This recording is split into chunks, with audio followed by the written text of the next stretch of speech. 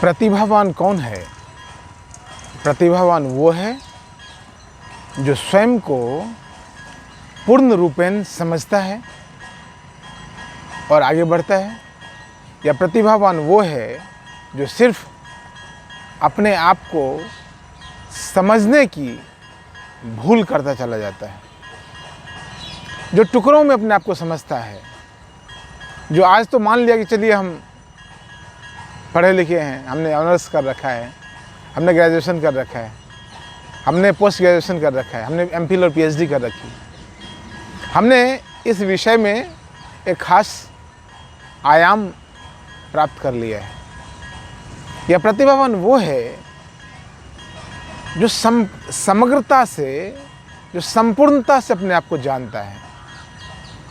विचार करने का प्रश्न है, और विचार इसलिए करना पड़ेगा क्योंकि आज हम बहुत ज़्यादा भ्रम में चलते चले जा रहे हैं। आज हमारी युवा पीढ़ी बहुत ज़्यादा भ्रमित है, दिग्भ्रमित है।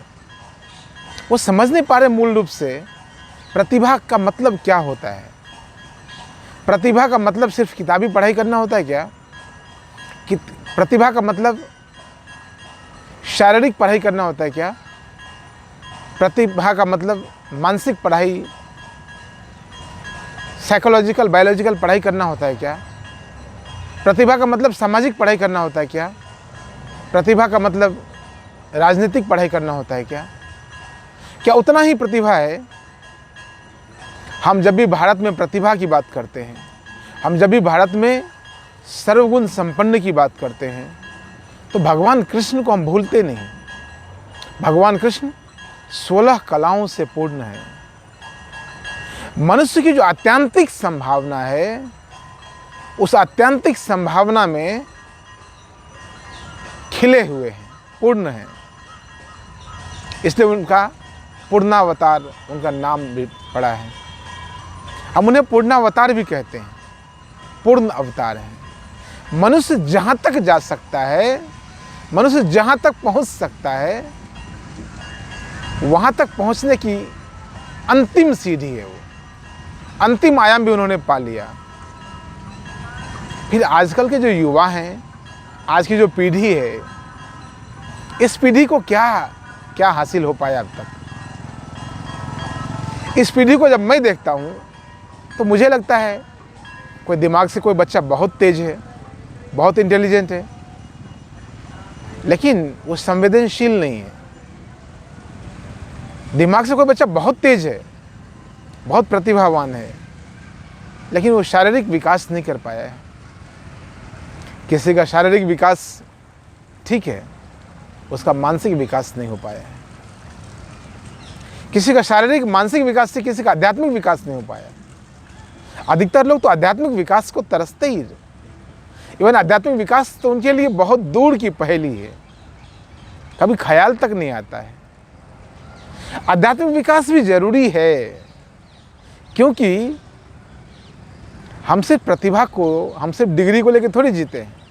हम जीते भी तो इसी समाज में हैं, इसी परिवार में जीते हैं, और परिवार में, समाज में जीवन जीने के लिए अध्यात्म का होना भी जरूरी है। एक उम्र तक तो ठीक लगता है पढ़ाई की बातें, आप किसी क्लास में पढ़ रहे हो, वहाँ तक आप बहुत इंटेलिजेंट हैं, आपके पास बहुत अच्छा इंटेलेक्ट है, बहुत तेज़ दिमाग है, बड़ा अच्छा भी लगता है। लेकिन एक उम्र के बाद वही चीज़ गौन हो जाता है। दूसरी जो कमियां हैं वो सामने निखर के आ जाती है।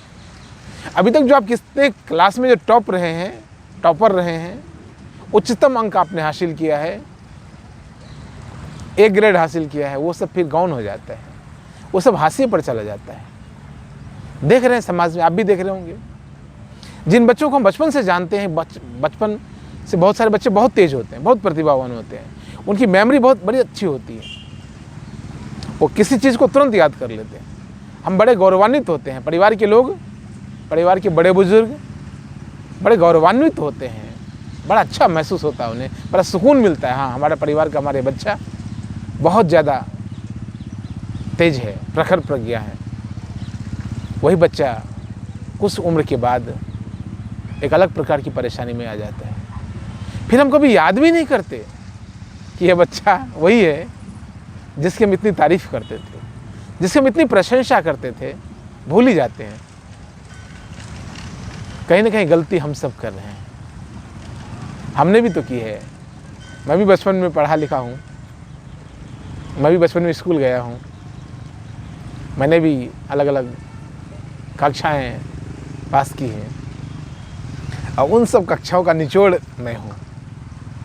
तो लगता है कि माता पिता को दोषी ठहराऊँ, समाज को दोषी ठहराऊँ, अपने आप को दोषी ठहराऊँ, क्योंकि आरोप प्रत्यारोप का दौर चलता है ना समाज में। हम स्वयं की गलती तो मानते नहीं कभी। हर कोई किसी की भी गलती गिना सकता है, स्वयं की गलती नहीं, उसकी तो बात ही मत करो। स्वयं की गलती का पछतावा तब होता है जब आपकी प्रज्ञा बहुत उन्नत हो जाती है, जब आप लगभग सभी चीज़ों में, शारीरिक, आर्थिक, मानसिक, आध्यात्मिक, धार्मिक चीज़ों में आप जब उन्नति कर रहे होते हैं, एक अच्छे मुकाम पर आप आ जाते हैं, तब आपको लगता है हाँ अब जो है समीक्षा करनी चाहिए, स्वयं की समीक्षा करनी चाहिए। नहीं तो हम दूसरों की समीक्षा करते चले जाते हैं, और दूसरों की समीक्षा भी अच्छे तरीके से नहीं, सम्यक तरीके से, बैलेंस्ड वे में नहीं करते, संतुलित तरीके से नहीं करते, और संतुलित तरीके से एक तरफा समीक्षा करते हैं। ये जो स्वयं की समीक्षा का सवाल आता है, यह कि एक ऊंचाई पर आता है, जीवन की ऊंचाई पर आता है, तब लगता है कि अब क्या करें। तो क्या कर सकते हैं, जो उम्र बीत गया तो बीत गया, जो उम्र निकल गई वो तो निकल गई। लेकिन जिसके लिए भी उम्र नहीं निकली है, उनके लिए वीडियो तो बना ही सकते हैं, उनके लिए वीडियो बना के तो डाल ही सकते हैं, ताकि यदि कोई बच्चा भी इस वीडियो को देख रहा हो, वो समझ पाए कि कल मैं कितना शरीर से संपन्न रह पाऊंगा, कल मेरा दिमाग कितना उन्नत रह पाएगा। मैं ऐसे हजारों लाखों बच्चों को जानता हूँ, आज तो उससे भी ज़्यादा बच्चों को जानता हूँ। नित्य प्रतिदिन अलग अलग स्कूल कॉलेजों में जाता हूँ क्लास देने के लिए, अलग अलग परिवारों में जाता हूँ, लोगों से मिलता हूँ, तो देखता हूँ बच्चों में एक चीज़ है लेकिन दूसरी चीज़ बहुत ज़्यादा कम है। कुछ तो बैलेंस हो ना। माना आपका दिमाग बहुत तेज है, वो ठीक है, लेकिन दूसरी तरफ शरीर भी तो ठीक हो, कुछ तो ठीक हो। मैं कहने का भाव ये है, मैं बस इतना ही कहना चाहता हूँ आपसे कि प्रतिभावान बनिए, लेकिन भ्रम में मत रहिए। सिर्फ किताबी ज्ञान ही प्रतिभा का लक्षण नहीं है। किताबी ज्ञान के अलावा भी दुनिया बहुत बड़ी है। एक समय आएगा जब किताब की ज्ञान छूट जाता है और व्यवहारिक जीवन में आप आते हैं, तब आपको लगता है कि वास्तविक नॉलेज तो यहाँ चाहिए।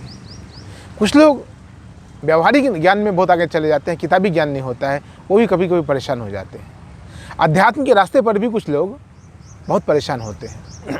मैं आपको एक लाइन में कहूँ, बहुत सारे लोग अध्यात्म की ऊंचाइयों को जानते हैं, लेकिन कभी उन्होंने किताबें नहीं पढ़ी हैं उस तरह की, उससे संबंधित कोई किताबें, पुस्तकें नहीं पढ़ी हैं, तो उनको लगता है कि मैं कुछ नहीं जानता हूँ। वो भी भ्रम में रहते हैं। जो एक अच्छी ऊंचाई पर पहुँच गए हैं, चूँकि किताबी ज्ञान उनको नहीं है, तो मैं आपसे कहता हूँ किताबी ज्ञान भी ज़रूरी है, लेकिन व्यवहारिक ज्ञान भी अनिवार्य है। और व्यवहारिक ज्ञान ही नहीं, किताबी ज्ञान भी सेम एज यूजुअल, दोनों बातें उतनी महत्व रखती है, किताबी भी और व्यवहारिक भी। प्रतिभावान वो है जो स्वयं को समझता है, स्वयं की आत्यंतिक संभावना पर कुछ न कुछ विचार तो जरूर करता है, स्वयं के आत्यंतिक संभावना पर विचार करके कुछ न कुछ प्रयास भी करता है, वो प्रतिभावान है। और स्वयं की आत्यंतिक संभावना को सोचता है, समझता है, विचार करता है, कुछ प्रयास करता है और कुछ सफल भी हो जाता है।